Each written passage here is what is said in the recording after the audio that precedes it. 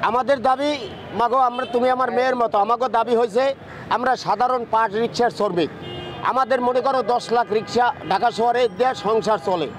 কেউ আর মনে করো এই সংসারের ভিতরে 7 জন 8 জন মানুষ খাওয়াই আছে তারপর বাসা ভাড়া আছে কারেন্ট বিল আছে আমরা এই একটা মাসের ভিতরে আমি 3000 টাকা রুজি করতে পারি না তাহলে আমার ফ্যামিলিটা কিভাবে চলে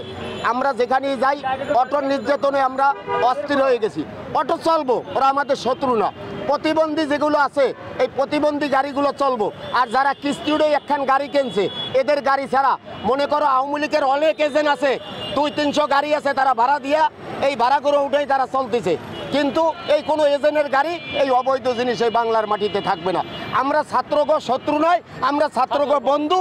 আজীবন ছিলাম আজীবন থাকবো কেননা ছাত্রের ভিতরে আমারও সন্তান আছে না হলে আমার এক মায়ের সন্তান আছে না হলে আমার এক বোনের সন্তান আছে কিভাবে নির্যাতন করেছে এই সন্তানদের পরে আমরা পার রিক্সা ড্রাইভাররা কান্দে দিছি তখন ওদের সামনে মিছিলের সামনে আমরা ছিলাম যদি একটা মানুষ অ্যাক্সিডেন্ট হয় আমরা চেষ্টা করছি ওদের যেভাবে হাসপাতালে পৌঁছান লাগে পৌঁছাবো আমরা তাদের পাশে ছিলাম পাশে থাকবো কিন্তু আমরা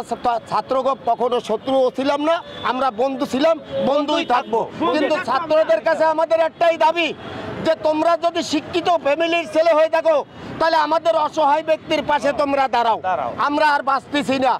আমরা এই অন্যায় অত্যাচার থেকে আমরা মুক্তি চাই কেন 16টা বছর আমাদের পার রিক্সার পরে যে নির্যাতন করছে এই দেখো আমার নয়াপল্টনের সামনে ভাই আমার পুলিশে পিটাইছে কির জন্য আমি ছাত্রগো পক্ষে থাকি কেন এই হলো আমার অপরাধ এই অপরাধের কারণে যদি আমি মার খেয়ে থাকি তাইলে আমি ছাত্রদের কাছে একটাই দাবি করি যে এই পার রিক্সার অনেক আমার বাবার মতো কেউ আছে গাড়ি চালায় কেউ আছে আমার ভাইয়ের মতো আমার বয়সী অনেকে গাড়ি চালায় তাদের সংসারে এরপরে চলে মা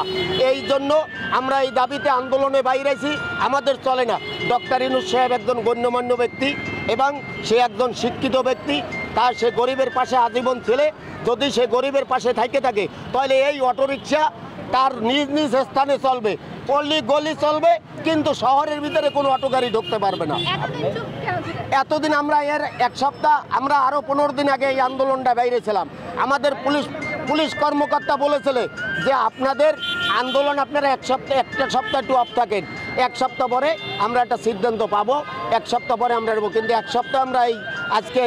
10 থেকে 12 দিন আমাদের কোনো তারা যেভাবে চলতেছে এখনো তারা বিভিন্ন রকমের পার রিক্সা লাগো অটোওয়ালারা চলে গেছে আমাদের আর ধৈর্য নাই আমাদের ধৈর্য হারা হয়ে গেছে আমরা মাগো সংসার যদি না বাঁচে মাইয়া পোলা যদি না বাঁচাইতে পারি তাই ধৈর্য দিয়ে কি হবে মা প্রয়োজন হলে মৃত্যুবরণ হবে কেননা 1971 সালে দেশ স্বাধীন হয়েছিল আবার নতুন করে দেশ স্বাধীন হয়েছে এই স্বৈরাচারের কাছ থেকে যখন আমরা ছাত্রগণ নিয়ে দেশ ফিরিয়ে আনতে পারছি তো অবশ্যই আমরা এই আন্দোলনেও সফল হব ইনশাআল্লাহ আশা করা যায়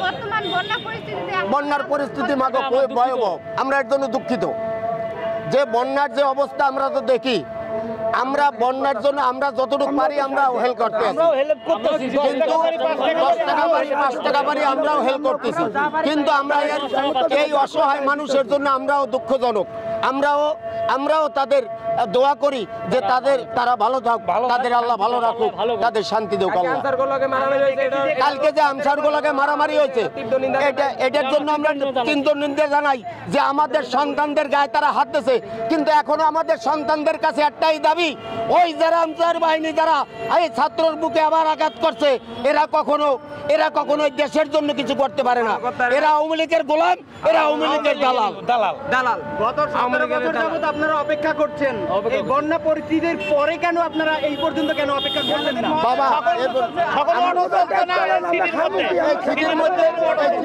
অটো চলবে না বাবা আমরা আর পারতেছি না আমরা ধৈর্য হারা হয়ে গেছি বাবা আমাদের সংসার বাজে না শৃঙ্খলা বাহিনী অনেক ধৈর্য ধরতে হচ্ছে আমরা এই একটা বাজে বাবা 60 টাকা ভাড়া মারছি এখন আমি বাজার নেব না আমি কি করব মাগো এখন বাজে 1টা বাজে সকাল 6টার দিকে বাড়াইছি এ যাবত আমার পকেটে মাত্র 60 টাকা কামাই কোনো রুজি করতে পারি না আমার পকেটে 1 টাকা আমি এখন কোনো রুজি করতে পারি না এই অটোর জন্য এটা তো অবৈধ যদি না হতো তাহলে